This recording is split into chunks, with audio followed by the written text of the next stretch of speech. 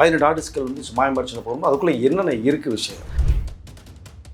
Mayor ஏற்றுறதுக்கு பிறகு வந்து அந்த வெளிவர்த்தியை கொடுக்குறாங்க, இங்கே பல்லவி அவர்கள் வாங்குகிறாங்க.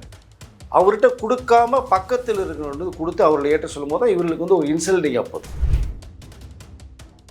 ஒரு சேனலில் வந்து அந்த பிரியா அவர்கள் கொடுக்க 2வது பள்ளிக்கூடத்துக்கு போகும்போது எம்எல்ஏட்ட கொடுக்குற மேயர் பிரியா அவர்கள் கொடுக்குறத மட்டும்தான் ஃபோக்கஸ் பண்ணுறாங்க. அதுக்கு முன்னாடி அவர்கள் கேட்டு கொடுக்க மாட்டேன்றது அது ஒளிபரப்பால்.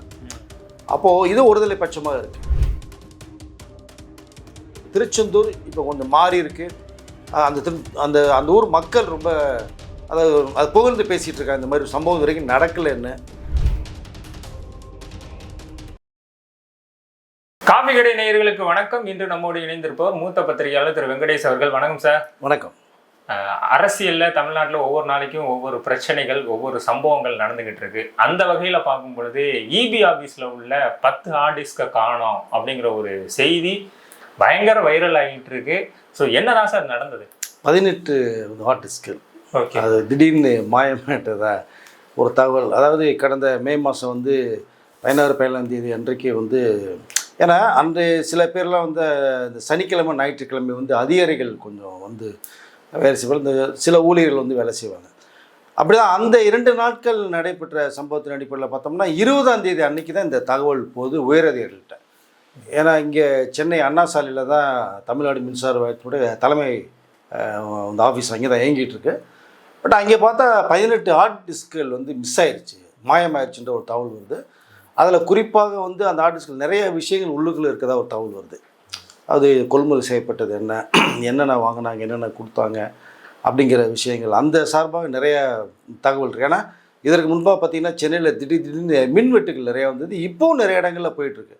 அது சம்மந்தமாக தான் அமைச்சர் நிர்மல்குமார் அவர்கள் வந்து அது சம்மந்தமான அதிகாரிகளை கூப்பிட்டு ஆய்வு நடத்தியிருந்த ஒரு விஷயம் இருந்தது. ஸோ விரைவில் இதனுடைய தகவல் மக்களுக்கு தெரியப்படுத்தும் அப்படின்ற ஒரு தகவல் தான் இதனுடைய ஆய்வுகள் அமைச்சர் பண்ணிகிட்டு இருக்கிற தகவல் போய் தான் திடீரென இப்போ 18 ஆர்டிஸ்ட்கள் வந்து மாயமர்ச்சனை போகும்போது அதுக்குள்ளே என்னென்ன இருக்குது விஷயம். இப்போ நிர்மல்குமார் அமைச்சர் அவர் கூட பார்க்கணும்னா அதுக்கு வேண்டி விசாரணை நடைபெற்றுருக்கு. அது வந்த உடனே உங்களுக்கு வந்து தகவல் என்னங்கிறத நான் சொல்கிறேன். அதனுடைய டோட்டல் பேக்கப் எடுக்க சொல்லியிருக்கோம் அப்படின்ற ஒரு தகவலை சொல்லியிருக்காரு. இப்போ இது அந்த உயரதிகாரி வந்து யாருன்னு கண்டுபிடிச்சி பண்ணலான்னா யாருக்குமே தெரியல, யார் எடுத்தான்ற விஷயம் தெரியாதனால இது லஞ்ச ஒழிப்புத்துறை இப்போ அதை புகார் கொடுத்துடலாங்கிற பட்சத்தில் போகும்போது தான் இங்கே சிசிடிவி கேட்க ஆரம்பிக்கிறாங்க. பார்த்தா இங்கே 5 வருடமாக சிசிடிவியே இல்லை. அவ்வளோ பெரிய ஒரு தலைமை ஆஃபீஸில் வந்து சிசிடிவிங்கிறது ஒரு சாதாரண விஷயம் தான் இன்றைக்கி இருக்கிறதுக்கு. அதுக்கு வந்து அவ்வளோ இடங்களில் பண்ண முடியாது, நிதியுதவி இல்லைங்கிற அளவுக்கு ஒரு தகவல் வேறு வருது. எங்கெங்கே முக்கியமோ அங்கெங்கே போகணும். அப்போ தான் யார் உள்ளே வர்றா, யார்கிட்ட மீட் பண்ணுறா, யார் வெளில போகிறா, என்ன விஷயங்கள் தெரிய வரும் நமக்கு. அதை சிசிடிவி எங்கே இல்லை. சாதாரண ஒரு பெட்டிகளில் கூட இன்றைக்கி சிசிடிவி கேமரா இருக்குது சார், எல்லா இடத்துலையுமே இருக்குது. முக்கியமான இந்த மின்சாரத்துறைங்கிறது வந்து எவ்வளோ வந்து இம்பார்ட்டன்டான ஒரு டிபார்ட்மெண்ட், அங்கே இல்லைன்ற ஒரு தகவல் வருது. எல்லாருக்குமே அதிர்ச்சியாக இருக்குது. அப்போது என்ன இங்கே நடந்திருக்கு, அந்த சிஸ்டம் அட்மினிஸ்ட்ரேட்டிவில் வந்து தலைமறைவாயிட்டான்ற ஒரு தகவல் வந்தது. இன்றைக்கிக்குள்ளே நாங்கள் வந்து அவர் அரெஸ்ட் பண்ணிடுவோம்னு சொன்னால் இப்போ நான் பேசிட்டு இருக்கும்போது அவர் கைது பண்ணுற ஒரு தகவல் வருது நமக்கு. அதை அவர்கிட்ட விசாரணை இப்போ நடத்திட்டு இருக்கிறதாகவும் ஒரு செய்தி. இப்போ அவர் சொல்ல போகிற தகவல் தான் தெரிய வரும். யாருக்காக பண்ணால், யார் எடுக்க சொன்னால், எதற்காக நீங்கள் பண்ணீங்க, என்ன நோக்கம், அதில் என்ன இருந்தது அப்படிங்கிற விஷயங்கள்லாம் இப்போ நமக்கு ஒன்று ஒன்றா தெரிய வரும். அப்போது இங்கே தமிழகத்தில் முதலமைச்சர் விஜய் அவர்கள் ஆட்சி வந்ததுக்கு பிறகு வெளிப்படையாக இருக்குங்கிறது அவருடைய குறிக்கோள். லஞ்சத்தையும் ஊழலையும் ஒழிச்சே தீரணும், போதைப்பொருள் கலாச்சாரத்தை அடியோடு வேரோடு பிடிங்கிறணும், பெண்கள் பாதுகாப்பு ரொம்ப முக்கியம், இந்த ஒரு 4-5 விஷயத்தை கையில் எடுத்திருக்காரு. அப்போ நம்ம தமிழ்நாடு அடுத்த கட்டத்துக்கு போகிறதுக்கான வாய்ப்புகள் இருக்குங்கிற ஒரு விஷயம். அப்போது இங்கே தமிழ்நாடு மின்சாரத்துறையில் என்னென்ன நடந்தது, ஏற்கனவே வந்து ஒரு விஷயம் வந்து ஒரு 2 வாரத்துக்கு முன்னாடி போய்கிட்டு இருக்கு. 390 கோடிக்கு வந்து டிரான்ஸ்ஃபார்மல் கொள்முதலில் வந்து ஏதோ பிரச்சனை இருக்குது, அதில் நிறைய முறைகேடுகள் வந்துருக்குன்ற தகவல் வந்து அது விசாரணையில் வேறு ஒரு விஷயம் இருக்குது. அப்போது இந்த அரசு வந்ததுக்கு பிறகு எவ்வளோ செயல்பாடுகள் இந்த ஒரு 3 வாரமாக துரிதப்படுத்திட்டு இருக்குங்கிற ஒரு விஷயத்துக்கு இது ஒரு உதாரணமாக நான் பார்க்குறேன். எவ்வளோ விஷயங்கள் நடந்துகிட்ருக்கு. ஸோ இந்த கவின் கொலை வழக்கில் வந்து திருமாவளவன் கூட நிறைய விஷயங்களை பகிர்ந்திருக்காரு. அப்போ அதை சிறப்பான ஒரு ஆட்சி விஜய் அவர்கள் பண்ணிகிட்ருக்காங்க. ஏன்னா 270 நாள் தலைமுறை வந்தவங்க அரெஸ்ட் பண்ண ஒரு விஷயம் இருக்கும். அப்புறம் சிஎம்டியில் எவ்வளோ விஷயங்கள் அதுவும் வர பின்னாடி இப்போ இவ்வளோ விஷயங்கள் இருக்கும்போது இந்த மின்சாரத்துறை வந்து முக்கியமான ஒரு டிபார்ட்மெண்ட். அதில் நடந்த வந்து இந்த முறைகேடு சம்மந்தமாக விசாரணை துரிதப்படுத்தப்பட்டிருக்கு. அது இன்னும் போக போக இந்த நபர்கிட்ட வந்து விசாரணை பண்ண பிறகு நமக்கு அடுத்த தகவல் வரும் நமக்கு என்னங்கிறது. Okay sir. இதை தொடர்ந்து பார்த்தீங்கன்னா மேயர் பிரியா அவர்கள் அப்புறம் வந்து தாவேகாவோட எம்எல்ஏ 2 பேருக்கும் இன்னைக்கு வந்து ஒரு மோதலா, ஆனா ஆளுக்கு ஒரு பாயிண்ட் சொல்றாங்க. அந்த பிரச்சனை என்னதான் சார் ஆச்சு? இல்லைங்க, ஒரு எம்எல்ஏ, அந்த தொகுதி எம்எல்ஏ பள்ளிக்கூடம் இன்னைக்கு வந்து ஓப்பன் ஆகுது, அதற்கு வந்து அழைக்கப்பட்டிருக்காங்க. அப்படிங்கும்போது இங்கே மேயராக இருக்கக்கூடிய பிரியா அவர்கள் வர்றாங்க, எம்எல்ஏ பல்லவி அவர்கள் வர்றாங்க, நிறைய அதிகாரிகள் வர்றாங்க. ஸோ அங்கே என்ன முறைப்படி பண்ணணுங்கிற ஒரு விஷயம் ஒன்று இருக்குது. குத்துவிளக்கு ஒரு 5 திரி ஏற்றுவாங்க. அப்போது மேயர்கள் ஏற்றுனதுக்கு பிறகு வந்து அந்த வெளிவர்த்தியை கொடுக்குறாங்க. அங்கே பல்லவி அவர்கள் வாங்குகிறாங்க. அவர்கிட்ட கொடுக்காம பக்கத்தில் இருக்கிறவங்க கொடுத்து அவர்களை ஏற்ற சொல்லும் போது தான் இவர்களுக்கு வந்து ஒரு இன்சல்டிங் அப்போது போகிறாங்க. அதற்கு பிறகு இன்னொரு பள்ளிக்கூடத்துக்கு போகிறாங்க. ஸோ 2வது பள்ளிக்கூடத்துக்கு இதே மெத்தட்லேயே போகுது. இப்போ அங்கே மெழுகுபடுத்தி ஏற்றிட்டு அங்கே எம்எல்ஏ கொடுக்கும்போது எம்எல்ஏ அவர்கள் வேணாம், நீங்களும் 5 திரை ஏற்றிங்கன்னு சொல்லிட்டு வெளில போகிறாங்க. இந்த சம்பவத்து கூட பார்த்தீங்கன்னா ஒரு சேனலில் வந்து அந்த பிரியா அவர்கள் 2வது பள்ளிக்கூடத்துக்கு போகும்போது எம்எல்ஏ கொடுக்குற மேயர் பிரியா அவர்கள் கொடுக்குறத மட்டும்தான் ஃபோக்கஸ் பண்ணுறாங்க. அதுக்கு முன்னாடி அவர்கள் கேட்டு கொடுக்க மாட்டேன்றது அது ஒளிபரப்பால். அப்போது இது ஒருதலை பட்சமாக இருக்குது. மீடியாங்கிறது வந்து நியூட்ரலாக தான் இருக்கணும், செயல்படும். மக்கள் மத்தியில் இது நடக்குங்கிறத கொண்டு போய் சேர்க்கறதா நம்முடைய கடமையை. இப்போ இங்கே 2 விதமாக 2 இடத்துல நடக்குது. அப்போது புரோட்டோக்கால் பிரகாரம் தான் நான் பண்ணியிருக்கேங்கிற அளவுக்கு தான் மேயர் அவர்களுடைய அந்த குரல் இருக்குது. பட் இங்கே வந்து பக்கத்தில் நிற்கிறவங்க கேட்கும்போது அதை அந்த ஒரு பள்ளிக்கூடத்தில் அந்த குத்துவிளக்கு ஏற்றுறது ஒன்றும் தவறு கிடையாது. பட் எங்களுக்கும் புரோட்டோக்கால் தெரியும் அப்படிங்கிறது எம்எல்ஏ அவர்கள் சொல்கிறாங்க. அதை அப்போ இது வந்து இந்த இப்போ இருக்கிற ஆளுங்கட்சியும் ஸோ எதிர்கட்சியும் இருக்கிற அந்த ஸ்பாட் இல்லையா? கண்டிப்பாக. இப்போ அங்கே இந்த மாதிரி சில சம்பவங்கள் நடந்திருக்கு இன்றைக்கி. அதை ஆனால் இது போல் நடக்கக்கூடாதுங்கிறத நம்ம சொல்லிக்கல விரும்புகிறோம். பட் அதாவது புரோட்டோக்காலையும் வந்து யாரும் மீறக்கூடாது. பட் அங்கே ஒரு மரியாதையும் ஒன்று தேவை அப்படிங்கிற ஒரு விஷயம் பார்க்கப்படுது. அதை தமிழ்நாட்டோட அரசியலை எடுத்துக்கிட்டாலே நாகரிக அரசியல் தான் சொல்லுவோம். 2 கட்சியோட எதிர்கட்சி தலைவரான ஒரு இடத்துல சந்திக்கும் பொழுது அது ஒரு ரொம்ப பரஸ்பரமான ஒரு நட்பாக தான் இருக்கும். ஆனா இந்த இடத்துல இந்த மாதிரியான சம்பவங்கள் நடக்கிறதுக்கான காரணம் என்ன செய்ய? 2மே பெண்கள் வேற, அது ரொம்ப முக்கியமாக பார்க்கப்படுது. கண்டிப்பா. பட் என்னன்னா அவர்கள் சொல்வது என்னன்னா கொஞ்சம் இன்னும் அதிகாரத்திலையும் இதுலையும் இருக்கிற மாதிரி நினச்சிட்டு அவங்க பண்ணுறாங்க, இல்லை போனதுனால இந்த விரக்தியில் பண்ணுறாங்க அப்படிங்கிற மாதிரியான ஒரு தகவல் தான் நமக்கு வருது.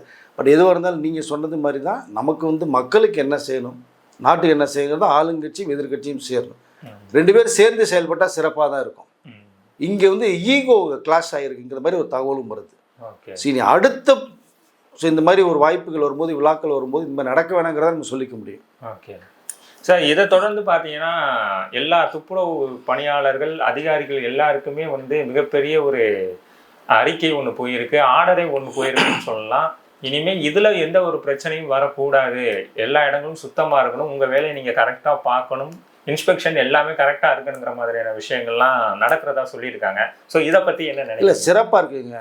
ஸோ நகர்ப்புற மேம்பாட்டுத்துறை முதலமைச்சருடைய கண்ட்ரோல் எடுத்துக்கிற மாதிரி இருக்குது இப்போ. ஏன்னா சென்னை மாநகரம் வந்து உங்களுக்கு மெட்ரோபாலிட்டன் சிட்டி. நீங்கள் ஃபாரினர்ஸ் நிறைய பேர், வெளிநாட்டுகள் நிறைய பேர் வர்றாங்க. தொழில் முறையில் நீங்கள் வெளிநாட்டுகளில் தொழில்முறை இங்கே வந்து இந்த முதலீடு செய்யணும் வரும்போது இதோட நகர்ப்புறத்தெல்லாம் சுற்றுப்புற பார்ப்பாங்க அவங்க. அப்போ அதை அடுத்த கிடத்தை கொண்டு போகணும்னு ஆசைப்படுறாரு.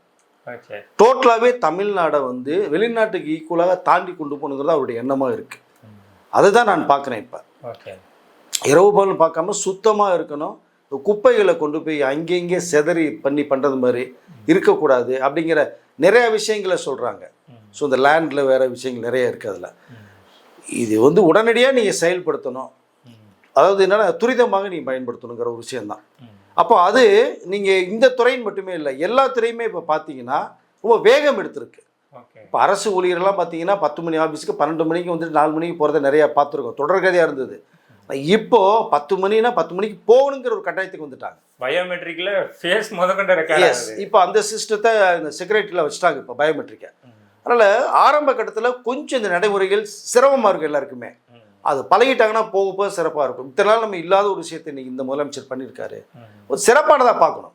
அதனால் சென்னையை வந்து அவருடைய முதலமைச்சருடைய கனவே வந்து வெளிநாட்டை விட தாண்டி கொண்டு நிப்பாட்டணுங்கிற ஒரு ஆசை தான். அதன் விளைவாக தான் இன்றைக்கி பார்த்தீங்கன்னா கிட்டத்தட்ட ஒரு 3 மீட்டிங் இன்றைக்கி பண்ணியிருக்கார். ஸோ இந்த ரியல் எஸ்டேட் சம்மந்தமான ஒரு விஷயத்தை பண்ணி ஹைரைசிங் பில்டிங்கு இதெல்லாம் பண்ணோம்னா வேறு லெவலுக்கு கொண்டு போகலாம். பட் அதுலேயும் வந்து மக்களுக்கு இடையூறு இல்லாமல் தண்ணீர் வசதியிலேருந்து இந்த ட்ரைனேஜ் வசதியிலேருந்து இந்த ரோடு இதெல்லாம் முக்கியமாக பார்க்க பண்ணும். பட் நீங்கள் கட்டுங்க, முதலீடு பண்ணுங்கள், தவறு இல்லை. அது நியாயமான முறையில் சரியான முறையில் இருக்க வேண்டும் அப்படிங்கிற விஷயத்தை தான் மீட்டிங்கில் சொல்லப்பட்ட விஷயம் ஒன்று இருக்குது. அது அடுத்த கட்டத்துக்கு போகுது இன்னும். அப்புறம் இன்னொன்று பார்த்தீங்கன்னா ஹுண்டாய் கம்பெனிக்காரவங்க வந்து எல்லாமே தமிழக முதலமைச்சரை மீட் பண்ணி இவி வெஹிக்கிள் சம்மந்தமாக, ஏன்னா இப்போ அடுத்து பார்த்தா இவி வெஹிக்கிளில் போக மாதிரி இருக்குது. இப்போ அது பார்த்தீங்கன்னா $1 மில்லியன் கிட்ட மேலே வந்து முதலீடு வர்றது மாதிரி ஒரு ப்ராஃபிட் வர்றது மாதிரி ஒரு விஷயம் இருக்குது. அப்போ அது வரும்போது பார்த்தோம்னா உலக தரத்தில் இந்த தொழிற்சாலை விரிவடையும். அங்கே என்ன தொழிற்சாலை ஆரம்பிக்கிறது பண்ணோம்னா நம்மளுடைய தமிழ்நாட்டை சேர்ந்த இளைஞர்கள் படித்தவர்கள் சாதாரண ஊழியராக இல்லாமல் அதை தவிர்த்து டெக்னிக்கலாகவும் இன்ஜினியராகவும் நீங்கள் வந்து செயல்படுத்தணும், வேலைவாய்ப்பை தரணும் அப்படிங்கிற விஷயத்தையும் முன்னிலைப்படுத்திருக்காரு. அதை வந்து அவங்க நல்ல விஷயம் வரவேற்கிறேன்னு சொல்லியிருக்காங்க. இப்போ வேலைவாய்ப்பு இன்னும் பெருகும் உங்களுக்கு. இப்போ அது வந்து இன்னும் வந்து சிறப்பாக இருக்கும். அது விஷயங்களை பேசியிருக்காங்க. ஸோ இப்படி 2-3 விஷயங்களை பேசியிருக்காங்க. அடுத்ததாக பார்த்தோன்னா பரந்தூர் விமான நிலையம், அதை அதாவது ஏர்போர்ட் அத்தாரிட்டி அந்த அவங்க வந்து அதிகாரிகள் வந்து பார்த்து போன விஷயம் இருக்கிற முதலமைச்சரை. பட் ஏற்கனவே அங்கே தான் அவருடைய பரப்புரையை வந்து பண்ணியிருக்காரு. மக்களுக்கும் இந்த விவசாயிகளுக்கும் குடும்பத்துக்கும் நஷ்டம் வந்துடக்கூடாது, பாதிப்பு வந்துடக்கூடாதுன்னு அதை தான் எப்போவும் சொல்லியிருக்காரு. அந்த விமான நிலையம் வந்தால் எந்த அளவுக்கு இப்போ ரீச் ஆகுங்கிற ஒரு விஷயத்தை வந்து சொல்ல வர்றாங்க. பட் ஓகே, அதனால் அவர்களுக்கு எந்த பாதிப்பும் வந்துடக்கூடாது, அவர்கள் இதனால் வாழ்க்கை இழந்துடக்கூடாது, வாழ்வாதாரம் பாதிக்கப்படக்கூடாது, விவசாயிகள் அழிஞ்சிடக்கூடாது. இது வரைக்கும் எந்தெந்த இடங்கள் தேவை என்ன, ஏன்னா இப்போ வேலையை நிப்பாட்டி வச்சுருக்காங்க. இது சம்மந்தம் அடுத்த கட்டத்துக்கு போகணும்னா அவர்களுடைய பதிலையும் எதிர்பார்க்க சொல்கிறார். மக்களுடைய ஒத்துழைப்பும் வேணும். இது சம்மந்தமான ஒரு விஷயம் இப்போ வந்து பேசியிருக்காங்க. ஸோ இப்போ இவ்வளோ வேலைகள் வந்து துரிதமாக செயல்பட்டு இருக்கார் முதலமைச்சர் விஜய் அவர்கள். அதை பட் இங்கே ஊழலையும் லஞ்சத்தையும் ஒழிக்கணுங்கிறது அவருடைய முதன்மையான ஒரு ஆசையாக இருக்குது. இன்னும் துரிதப்படுத்துவார். இன்னும் இப்போ பார்த்தீங்கன்னா நாளைக்கு வந்து முக்கியமான எல்லா அமைச்சர்களுடைய அந்த மீட்டிங் நடக்க போகுது இப்போ நாளைக்கு. ஏன்னா அடுத்த மாதம் பட்ஜெட் தாக்கல் பண்ண போகிறாங்க. இவர்கள் கொடுத்த தேர்தல் வாக்குறுதிகள் நிறையா இருக்குது. அது எப்படி எந்தெந்த டிபார்ட்மெண்ட் கொண்டு போய் சேர்க்கலாம், எந்த துறையில் என்னென்ன இருக்குது. இப்போ மின்சாரத்துறை இன்றைக்கி வந்து இந்த தகவல் வந்திருக்கு, மிகப்பெரிய முறையீடு நடந்து வந்திருக்கு. இது மாதிரி எந்த துறையில் என்ன நடந்திருக்கு அப்படிங்கிற விஷயத்தெலாம் நாளைக்கு மீட்டிங்கில் அமைச்சர்கள் மீட்டிங்கில் வந்து அவர் நேரடியாக பேசுகிறார். பட்ஜெட் தாக்கல் வரும்போது மிகப்பெரிய ஒரு விஷயம் மக்களுக்கு தெளிவுபடுத்த போகிறார். ஓகே சார், இப்போ நீங்கள் சொன்ன விஷயங்கள்லாம் வச்சு நோட் பண்ணி பார்க்கும்போது மெயினாக அந்த துப்புரவு விஷயங்களாக இருக்கட்டும், அடுத்து வந்து செக்ரட்டரியேட்டில் இத்தனை வருஷமாக ஆண்டுகிட்டு இருக்கோம் பயோமெட்ரிக்கு அந்த ஃபேஸ் கேம் சிஸ்டம்லாம் இன்றைக்கி தான் வந்திருக்கு. ஏன்னா ஒரு தனியார் துறையிலே இது எல்லாமே ஈஸியாக செயல்படும் பொழுது ஒரு கவர்மெண்ட்ல இவ்வளோ நாள் இதெல்லாம் செயல்படாமல் இருந்திருக்கும் பொழுது அடிப்படையிலேருந்து மாற்றணுங்கிற எண்ணம் விஜய் அவர்களுக்கு இருக்கா? கண்டிப்பாக பேசிக்கை மாற்றினா உங்களுக்கு எல்லாமே வந்துடும். ஒரு பில்டிங் பேஸ்மெண்ட் தானே முக்கியம். அப்புறம் நீங்கள் வந்து 10 மாடி 20 மாடி கட்டலாம், நீங்கள் பேஸ்மெண்ட் ஸ்ட்ராங்காக போட்டீங்கன்னா. அதுதான் அவருடைய குறிக்கோள். ஸோ இப்போ நிறைய மாற்றங்களை கொண்டு வரணும். இப்போ வந்து எல்கேஜி ஸ்டூடெண்ட்லேருந்து தான் நீங்கள் +2 காலேஜ் போக முடியுங்கிற ஒரு பொசிஷன் இருக்கிறதா சொல்கிறாங்க. அப்போ இந்த மாற்றங்களை உடனடியாக ஏற்றுக்கொள்ள முடியாது தான். திடீர்னு ஒரு விஷயத்த சொன்ன எப்படி இது வரைக்குமே இல்லாத ஒரு விஷயமா இருக்கும்போது அது கொஞ்சம் மாறுதல் வரும். அதனால் நீங்கள் சொன்னது மாதிரி தான் பேஸ்மெண்ட்லேருந்தே கரெக்ட் பண்ணி கொண்டு வந்து வேறு லெவலில் கொண்டு போகணுன்றாங்க. அதுதான் இங்கே என்ன இருக்குது இங்கே என்ன இருக்குன்னு தெரியாது, போனதுக்கப்புறம் தான் தெரியும்னு சொன்னாங்க. அதுக்குள்ளே போய் எடுத்துகிட்டு வரதுக்கே டைம் எடுக்கும். அதற்கு முன்னாடி செஞ்சதெல்லாம் விட்டுட்டு ஏகப்பட்ட விமர்சனங்கள் தான் அவர் மேலே சொல்லிக்கிட்டே இருக்காங்க. பட் இன்றைக்கு இந்த மின்சாரத்துறையில் அந்த நடந்த முறையீடை பற்றி யாராவது ஒன்று பேசலை. இப்போ அது ஒரு வெளிச்சத்துக்கு வரும். அடுத்த மாதம் பட்ஜெட் தாக்கும்போது நிறைய விஷயங்கள் மக்களுக்கு தெளிவுபடுத்த போகிறாங்க. டிரான்ஸ்பரன்ஸாக இருக்கணுங்கிறது அவங்களுடைய எண்ணம், தாட்ஸு. நிறைய அமைச்சர்கள் கூட அதன்படி தான் செயல்பட்டுருக்காங்க. இப்போ பார்த்தீங்கன்னா பிரபு அவர்கள் செய்த இந்த கனிம வளங்கள், அந்த கல்குவாரிகள் மற்ற விஷயங்கள்லாம் 67 குவாரிகள் மூடப்பட்டது. தூத்துக்குடி, திருநெல்வேலி, மதுரை, இந்த பக்கம் திருவண்ணாமலை இந்த சைடெலாம் பார்க்கும்போது நிறைய விஷயங்கள் பேசப்பட்டு இது இவ்வளோ ஸ்பீடாக போகணும் எதிர்பார்க்கல. அமைச்சர்கள் வந்து ரொம்ப செயல்பட்டுருக்காங்க. அமைச்சர்கள் சொல்கிறது எங்கள் முதலமைச்சர் உத்தரவு போடுறாங்க, நாங்கள் செயல்படுத்துகிறோம். இந்த தூக்கம் கிடையாது, மக்களுக்கு சேவை செய்ய நாங்கள் இருக்கோம் அப்படிங்கிறத அவங்க சொல்கிறாங்க. எம்எல்ஏக்களும் அதுதான் ஸ்பீடாக வேலை செஞ்சுட்டு இருக்காங்க. இப்போ பார்த்தீங்கன்னா தாம்பரத்தில் இந்த ஜிஹெச் ஹாஸ்பிட்டல்லாம் போய் சரத் அவர்கள் பார்த்த ஒரு விஷயம் இருக்குது. நீங்கள் அதை ஸோ ஹாஸ்பிட்டல் வந்து தனியார் மயமாக்குறது ஈக்குவலாக இருக்கணுங்கிறாங்க. ஸ்கூல் அரசு பள்ளிகள் வந்து ப்ரைவேட் ஸ்கூலில் விட இன்னும் மேம்படுத்தணும்னு சொல்கிறாங்க. ஸோ ஒவ்வொரு விஷயத்தையுமே நீங்கள் வந்து மக்கள் வந்து விரும்பிய ஒரு இடமாக மாற்றணும். ஹாஸ்பிட்டலு, ஸ்கூலு, இவ்வளோ சிறப்பான விஷயங்கள் செயல்படுத்திகிட்டு இருக்காங்க. அதுதான் விமர்சனங்கள் வரட்டும், கேட்டுக்கிறது எனர்ஜி எனக்கு இன்னும் நான் வேக எடுக்கிறது அது எனக்கு உதவியாக இருக்குன்னு தான் விஜய் அவர்கள் சொல்லியிருக்காங்க. அதனால் ரொம்ப ஸ்பீடாக இயங்கிட்டு இருக்காங்க. பொறுத்திருந்து பாருங்க, இன்னும் நிறைய விஷயங்கள் நமக்கு தெரியும். ஏன்னா கல்வித்துறை அமைச்சர் வந்து என்ன சொல்கிறாருன்னா தனியார் கல்வி நிறுவனங்கள்லாம் வந்து எவ்வளோ ஃபீஸ் வாங்குறீங்கிறத உங்களோட காலேஜ்லேயும் ஸ்கூல்லையும் நீங்கள் வந்து இது பண்ணணும், அப்புறம் வந்து உங்களோட வெப்சைட்ஸில் போடணும், டிரான்ஸ்பரண்டாக இருக்கணும்னு சொல்லிட்டு எச்சரிக்கை விடுத்திருக்காரு. இதை எப்படி பார்க்குறீங்க? இல்லை அதாங்க, நீங்கள் ப்ரைவேட் ஸ்கூலில் நீங்கள் போர்டில் போட சொல்லிட்டாங்க. பேரண்ட்ஸுக்கு என்ன எவ்வளோ அமௌண்ட்டு எவ்வளோ கட்ட போகிறோம் பசங்களுக்கு தெரியணும். ஸ்டூடெண்ட்ஸ் ஏன்னா நீங்கள் வந்து இந்த ஃபண்டுன்னு சொல்லி நிறைய பில்டிங் ஃபண்டுன்னு வாங்குவாங்க நிறைய ஸ்கூலில். அப்புறம் இந்த ஃபண்டு அந்த ஃபண்டுன்னு நிறைய வந்து டொனேஷன் சொல்லி கேட்பாங்க வேறு. இதுலேயே பல லட்சங்கள் போகுது. ஓகே. எல்கேஜி சேர்றதுக்கு ஒரு 2 லட்ச ரூபா இல்லாமல் நீ எல்கேஜி போக முடியாதுங்க நிறைய ஸ்கூலில். இப்போ எல்கேஜி சேர்றது 2 லட்ச ரூபா செலவு பண்ணால் அடுத்தடுத்து நீங்கள் எப்படி போகும்? டேர்ம் ஃபீஸ் போகும், அது உங்களுக்கு அதிகமாக போகுது. ஓகே. அப்போது இது வந்து கஷ்டப்படுத்து படிப்புங்கிறது ரொம்ப ரொம்ப முக்கியம். அதை வச்சு சம்பாதிக்கிறாங்க நிறையா பேருங்கிறது தான் நிறைய பேருடைய குரலாக இருக்குது. அதை மக்களுக்கு நீங்கள் தெளிவுபடுத்தணும். இவ்வளோ நான் ஃபீஸ் வாங்குறேன், எல்கேஜி ஸ்டூடெண்ட்டுக்கு இவ்வளோ, யூகேஜி ஃபஸ்ட் ஸ்டாண்டர்டுக்கு இது, 5th இது, 10th இது, நீங்கள் போடுங்க. போட்டிங்கன்னா அங்கே ஊழல் நடக்கிறது வாய்ப்பு இருக்காது. அப்போ நீங்கள் அங்கே ஒரு சார்ட்டு போடுவீங்க. நீங்கள் வேற ஒரு ஃபண்டுன்னு சொல்லிட்டு பில்டிங் ஃபண்டு இந்த ஃபண்டுன்னு வாங்குறத நீங்கள் அதுலேயும் நோட் பண்ணி தான் தீரணும். நோட் பண்ண போட முடியாது. நீங்கள் பேரண்ட்ஸ் கேட்பாங்க, என்னங்க நீங்கள் எங்கிட்ட இவ்வளோ நீங்கள் இவ்வளோ தான் போட்டிருக்கீங்க அப்படின்னு. ஸோ அதனால் மக்களுக்கு தெளிவுபடுத்தணும் அப்படிங்கிறது தான் இந்த தமிழக அமைச்சனுடைய மிகப்பெரிய ஒரு குறிக்கோள். அது இன்னும் போக போக எல்லா துறையிலையுமே வரும். உங்களுக்கு இது வரைக்குமே பார்க்காத ஒரு விஷயம், தெரியாத ஒரு விஷயம், மக்களுக்கு இப்படிலாம் இருக்குமாங்கிறதே புரியல. ஃபர்ஸ்ட் ஆஃப் ஆல் இவ்வளோ விஷயங்கள் உள்ளுக்குள்ளே இருக்குது. ஏன்னா மேலோட்டமாக போனவங்க அது வருது, ஏதோ போது வருது, ஆட்சேபிக்கிறாங்க, நம்ம போகிறோம், வேலைக்கு போகிறோம், சாப்பிட்றோம் அப்படிங்கிற அளவுக்கு இருந்தவர்களுக்கு நிறைய விஷயத்தை வந்து புரிய வச்சுருக்காங்க. அது இந்த டிவிகேனுடைய அந்த நிர்வாகம் வந்து சிறப்பாக செயல்பட்டுருக்குன்னு தான் எல்லா அரசியல் கட்சிகளுடைய பார்வையாகவும் இருக்குது, பேசுகிறதும் தான். அடுத்து திருச்செந்தூரில் அறநிலையத்துறை அமைச்சர் ரமேஷ் அவர்கள் நடத்தின அந்த சோதனைக்கு அப்புறம் திருச்செந்தூரில் நிறைய பேர் என்ன சொல்கிறாங்கன்னா, இப்போ கரெக்டாக நடக்குது வேலை, இப்போ வந்து யாருமே எங்கள்கிட்ட பணம் வசூலிக்கலை அப்படிங்கிற மாதிரியான தகவல்லாம் வெளிவருது சார். இதை எப்படி பார்க்குறீங்க? அதாங்க, மக்கள் வந்து கோயிலுக்கு போனால் நிம்மதியாக போயிட்டு சாமியை தரிசனம் பண்ணிட்டு வர்றதான்னு என்ன. நீங்கள் அங்கே போய் 1000 கொடு 2000 கொடுன்னா அவங்களே வந்து பஸ்ஸை பிடிச்சி கஷ்டப்பட்டு 2 கிலோமீட்டர் நடந்து வந்து பஸ்ஸை பிடிச்சி கோயிலுக்கு வருவாங்க. அவங்கள்ட்ட போய் பணம் கேட்டால் எப்படியாது? ஸோ உங்களுக்குன்னு இங்கே ஒரு மரியாதை, அர்ச்சகர்களுக்கு ஒரு மரியாதை இருக்குது. அப்போ கடவுளுக்கு சேவை செய்கிறவர்கள் தானே நீங்கள். அப்போ அங்கேயும் இங்கே லஞ்சத்தை வாங்கிட்டு நீங்கள் பண்ணீங்கன்னா எப்படி அது? பட் அது சிறப்பாக பார்க்கிறது. அங்கே காவல்துறை சேர்ந்தவர்கள் கூட ஒரு 5 பேர் நியமிக்கப்பட்டதாக ஒரு தகவல் வருது. அதான். ஓகே. ஸோ அதனால் திருச்செந்தூர் இப்போ கொஞ்சம் மாறி இருக்குது.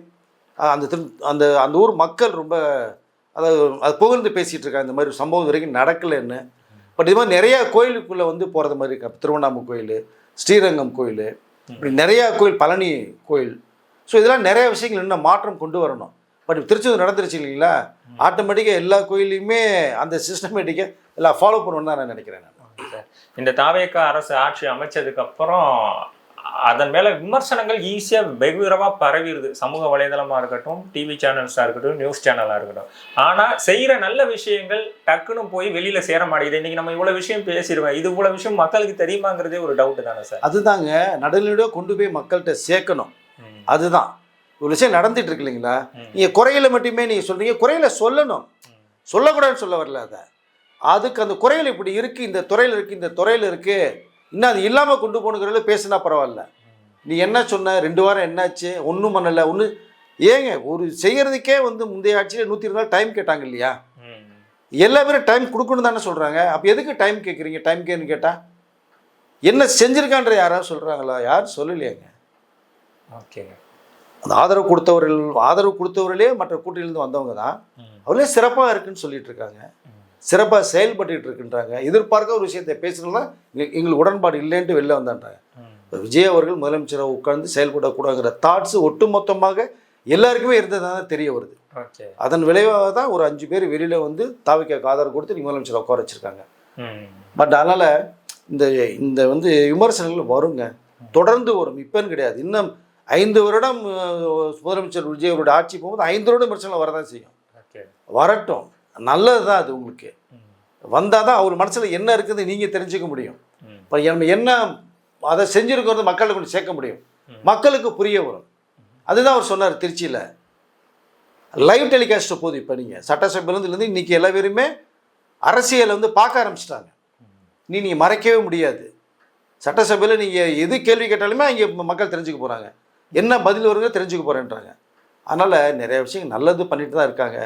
நல்லது செய்யும் போது வந்து அதை வந்து ஜீரணிச்சுக்கணும்.